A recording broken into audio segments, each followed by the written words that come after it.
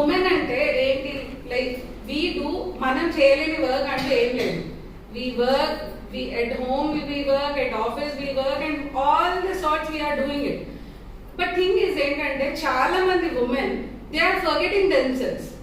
ఇప్పుడు ఒక మదర్ ఉంటారు, మార్నింగ్ ఇంట్లో వాళ్ళు వంట చేస్తారు, పిల్లల్ని పంపిస్తారు, హస్బెండ్ ని పంపిస్తారు, they coming to office, rush they are working, again they are going, again వంట చేస్తున్నారు, తినిపిస్తున్నారు, పడుకోబెడుతున్నారు, again.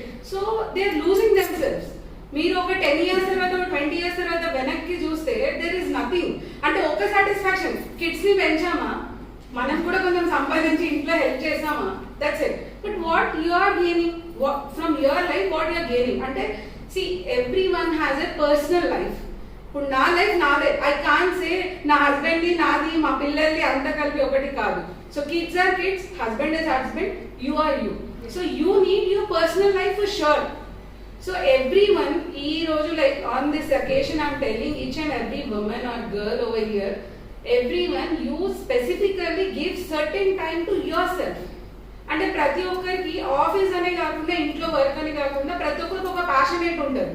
Like someone stitches their dresses, someone do some embroideries, or someone have some dancing passion. So ante edaina whatever passion you have, passion lekunda ever undaru. From school days, from college days, everyone will have one or the other passion.